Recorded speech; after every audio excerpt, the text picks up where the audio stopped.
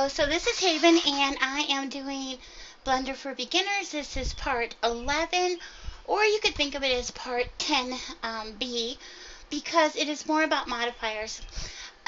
If you didn't watch part 10, which kind of explains what modifiers are and how they work and things like that, before you step into this one, even if these steps are easy to follow, please watch that one to get an explanation of things. I don't want you to just learn how to do things. I want you to learn why we're doing them and how they work instead of just pressing buttons. So please make sure that you go back and you watch part 10. And then you can open up your projects and you can start working along with me doing some of these modifiers. Okay, so also I'm going to show you two examples first where you can actually use a modifier, but we happen to have tools that will do almost the same thing. Because if you remember, when we work on an object, we work on the entire object, and that goes for modifiers too. When you choose a modifier, you're choosing to do this operation or this modification to the entire cube. And sometimes that's not always the best choice. It's not always what we want. Sometimes it is, but not always. And the drawbacks for these are that if I do them with a modifier, they're always changeable, like I discussed in the previous video. And if they're tools, you can do it on a portion of the object rather than on the entire thing. So let me go ahead and open up the Add Modifiers again, clicking on the wrench icon to bring up the modifier panel. Add Modifier, and we're going to choose the bevel. Now, choosing the bevel right away, you can see that all of the corners got shaved off, the edges and the corners, the vertices. So we have a beveled edge. And in our modifier settings here, you can see that you can change the width of it, so it makes it a bigger slice. You can change the number of segments, and that of course makes it rounder. It gives it more cuts, so it looks more rounded or smooth. You can also use the profile, which is set at 50 for now, but if you go either way, it's pronounced inward or outward. All of those curves are. So that can help give you a different kind of look. You can also choose to do only vertices. So if you click on this, only the corners are done, and they do work with the profile as well. You can see that in action. And it works with a number of segments also. So you can really raise that really high or keep it fairly low, all depending on what kind of a result you want. And of course, you can change the width of that so that you can get even another appearance to that. After you do this, of course, you want to hit the apply. But let me just show you, before I hit apply, let me put this into edit mode. And now you can see what I was talking about, that this mesh cage is the real mesh that we have. That's what we've actually got. Until we apply this modifier, inside here, all of these adjustments that we've made, the bevel that we made, it's not real yet. It's there, we can look at it, we can adjust it, but it is not real just yet.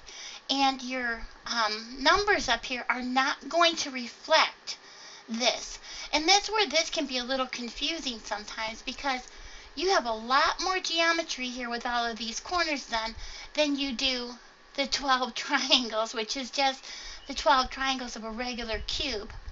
If I go into edit object mode and I apply this, you'll see that I've gone from 12 triangles to 428.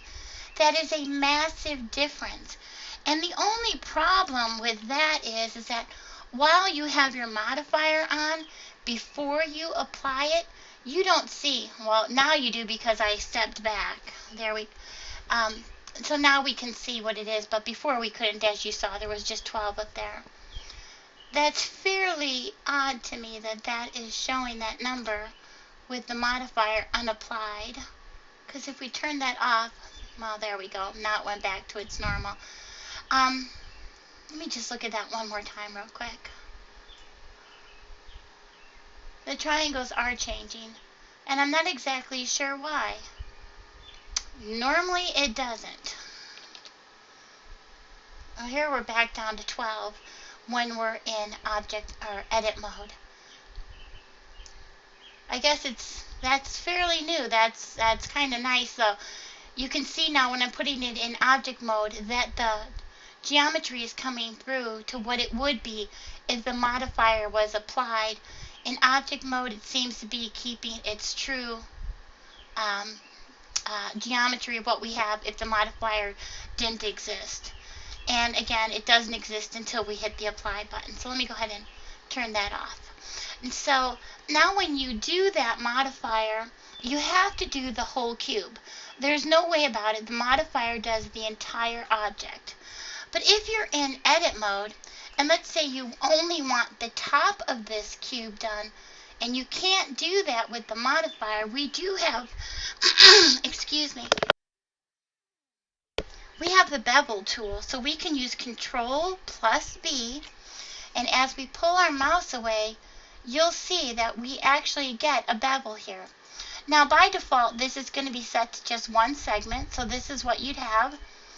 And you can see here in the operators panel, you can change the type of cut that it is here.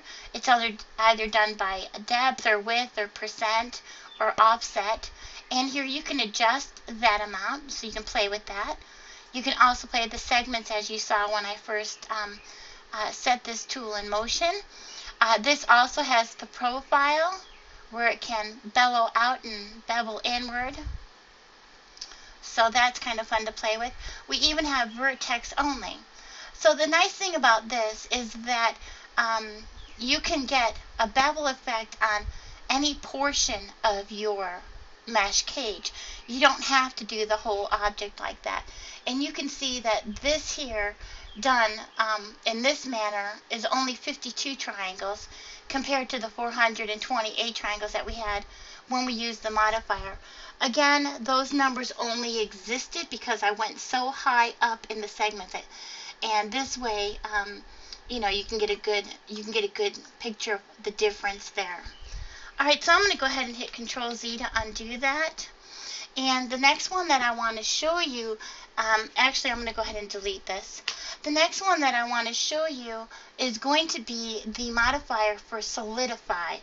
And a lot of people use Solidify.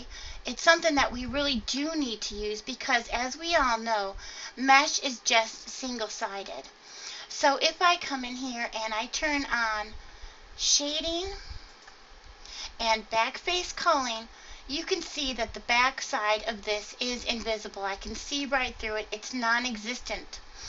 And if I were to go ahead and hit W for subdivisions, and let me raise up that number of cuts. So I have 10 cuts on my subdivision, and we all learned how to do that in one of the previous videos. I'm going to now go into my modifier stack, and I'm going to add a modifier of Solidify. And what Solidify does is it adds a mirrored copy backwards of the one face.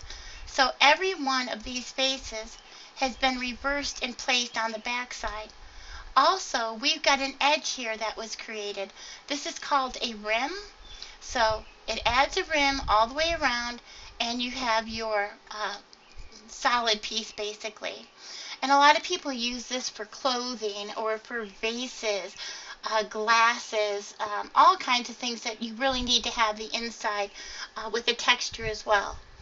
So if you look up here, right now we've got 242 triangles, and that's with the whole thing done. And that is really odd that it is showing that to me. Well, 242 triangles, or 121 triangles. Oh my God, I gotta clean my glasses off. 242 triangles is what I have here. And then, it's not, 572 in object mode. Oh, I must seem like an airhead right now. I just couldn't read those numbers for a moment, or read the words. So this is one way of getting a backside to your mesh. Another way of doing it is not using the modifier at all. So let me go ahead, and we're going to remember 572. So we're going to go ahead and turn that off. Just totally delete it. Now if I go into edit mode, and I'm going to look at this from the underside, so I'm using Control 7. I used A to deselect everything. I'll use B to do a border select, let's say around just the edges. I mean, if you have a tablecloth and this is going to sit on a table, you're never going to need to have this inside here actually have any geometry on it. And so really there's no reason for that to go there, so why make it and have that geometry? So if I use my space bar and I type in Solidify, and a lot of people don't know that this menu is here. It's called the search window, and it pops up when you, like I said, hit the space bar. And then you can type in things and get a whole array of tools that you didn't even know we had listed in here. So I'm going to click on Solidify, and you can see that because it's a tool for the edit cage, it only solidified what I had selected. So right now I'm down to 482 triangles, which really isn't that much less than solidifying the whole back. But that's due not only to the edge on the outside and these spaces, but now this has an additional rim here along the inside. And this wasn't created on the other one because we didn't have, you know, this empty space here. So you can always go into face select mode and use Alt and right mouse click. And let's go ahead and it's not selecting it for me. I wonder why not.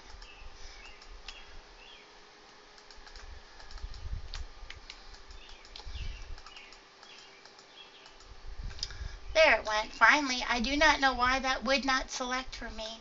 And actually, I've had a little bit of trouble with my Alt right mouse clicking on face edge loops to select.